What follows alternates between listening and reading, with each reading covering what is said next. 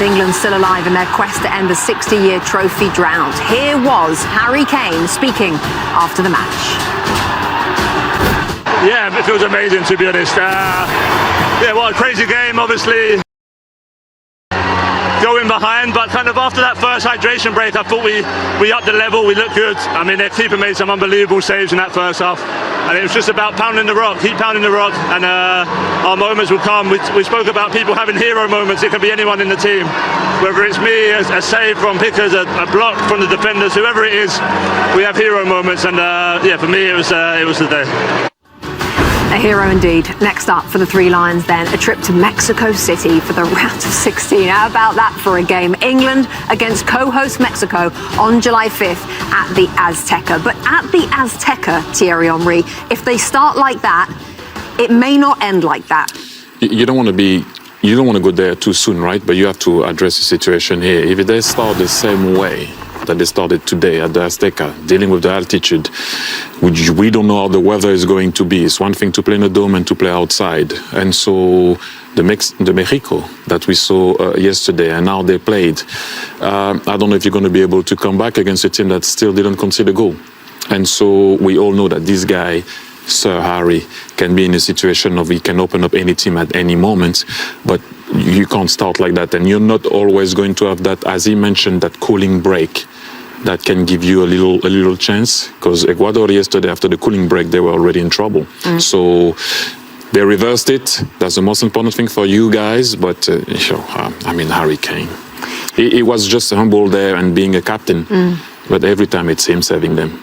And is that okay that we rely, or I should say they rely, on Harry Kane all the time? Yes, they have to rely on him, because you need one player that is the difference maker. He is the difference maker, and they should rely on him and give him the support, because he will win the game for you. Every team needs a guy like that. Argentina has Messi. France has more. Norway has Haaland, and England has Sir Harry. So. Absolutely. We enjoy seeing him playing, and he's doing this for England. So look at this goal. This is a crazy goal. You know, Zlatan, and we were talking about it off air. You know how hard it is to go and reach, to go and finish. Normally when you go and reach, you go with your laces. He goes with the inside of his foot, almost here, to be able to wrap his foot around. He's almost falling. You know how hard it is to keep your balance at that particular moment and go and reach. If you go and reach, normally you fall and you hit with the top. You with power. Kind of hit. But he puts power, redirecting the ball, hitting the ball here, going around it. And if we can have the picture, because he is almost in the air, kind of in a weird shape when he hits it. You know how hard that is? At the end of a game, to generate that amount of power at the end of a game. Declan Rice was dead.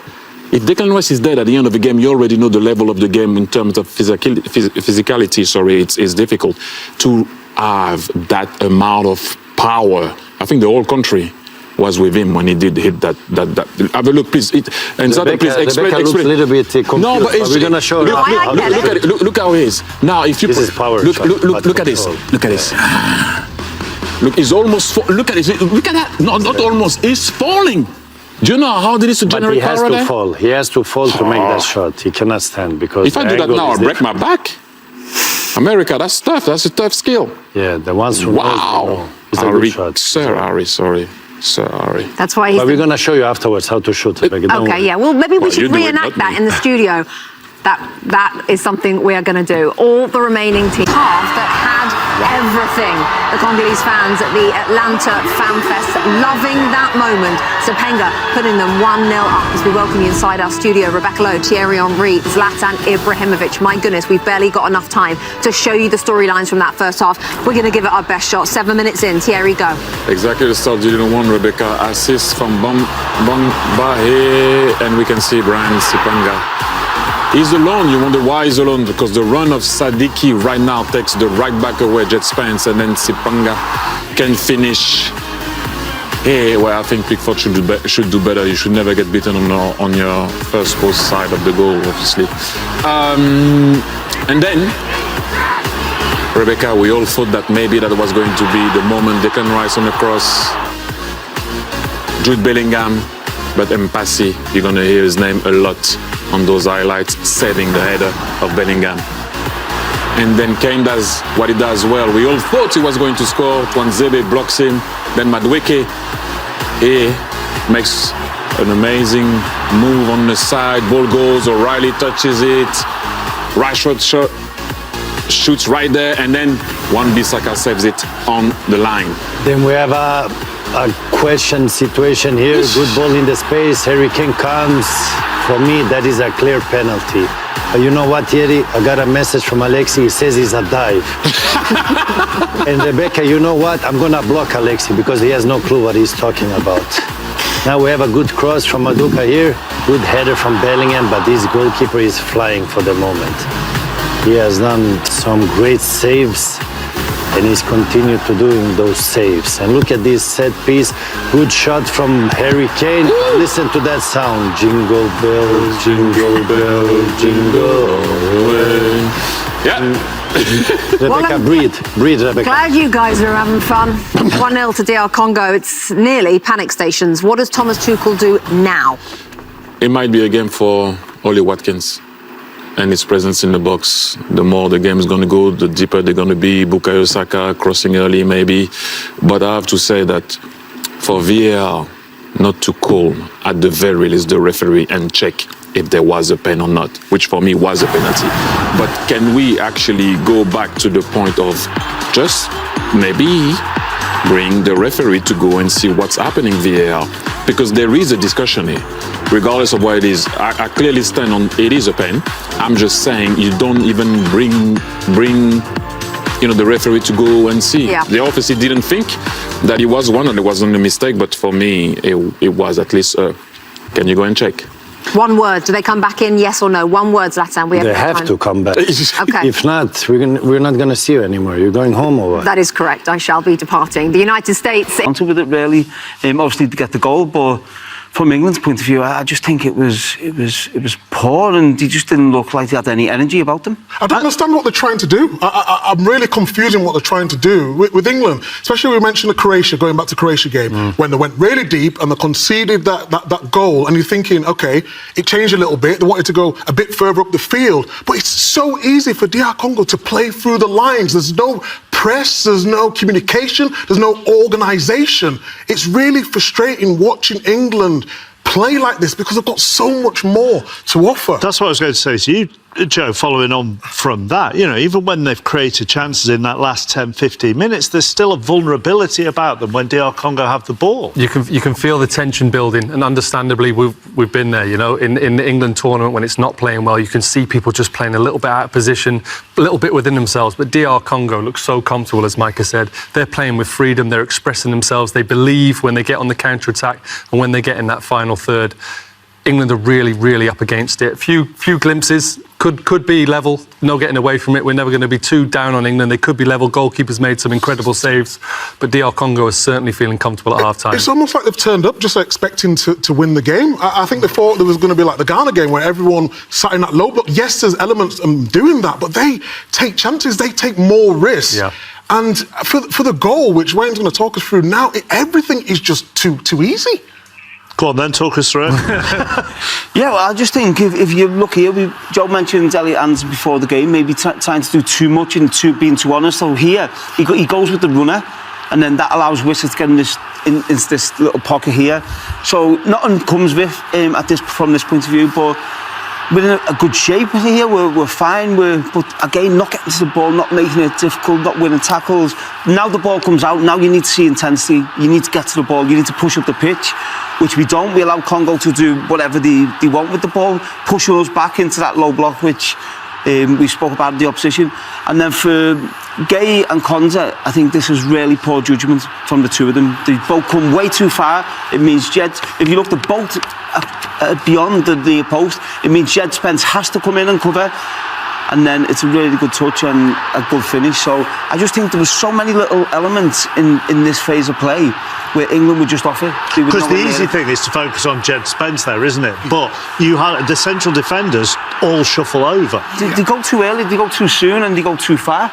and then it gives Jed Spence no option but to cover. And I know Jed Spence had a little bit of stick from previous game, but he's got no in from the right, they're going to bend it in the far corner. So if you go near post, you're going to catch a goalkeeper not unawares, but slightly off balance, are you? Maybe, chappers, but I'd say that when you get into that position and you're set with Sepengo about to strike, you know full well that you're strong. You've not got far to go to your right.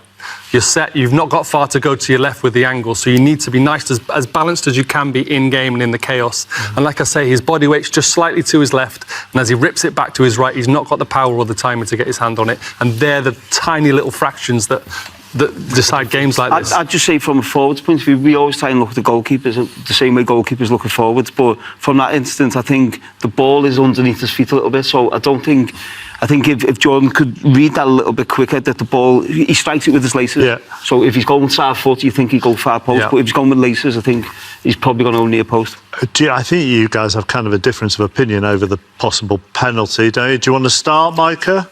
He touches him. The goalkeeper definitely does touch him.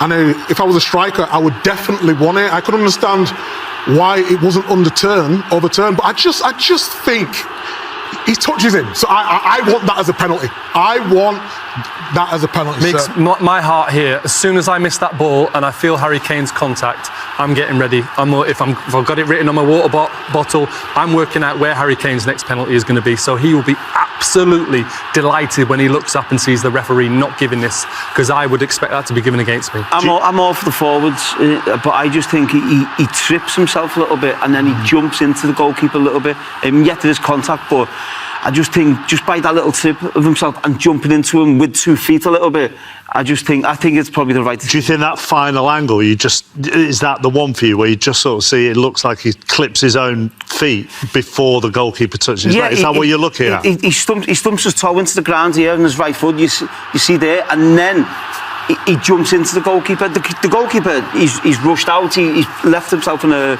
position where the referee could give the penalty, but I just think it looks like he's dived into him, so I think it's probably not a penalty. OK, he actually kicks the ground as well, doesn't he? Slightly before the goalkeeper contact. OK, let's get the view of the England camp. Here's Thomas Tuchel's coach, Anthony Barry. Well, Anthony, as it stands, England are heading out of the World Cup. How do you turn this around? We still have 45 minutes to play.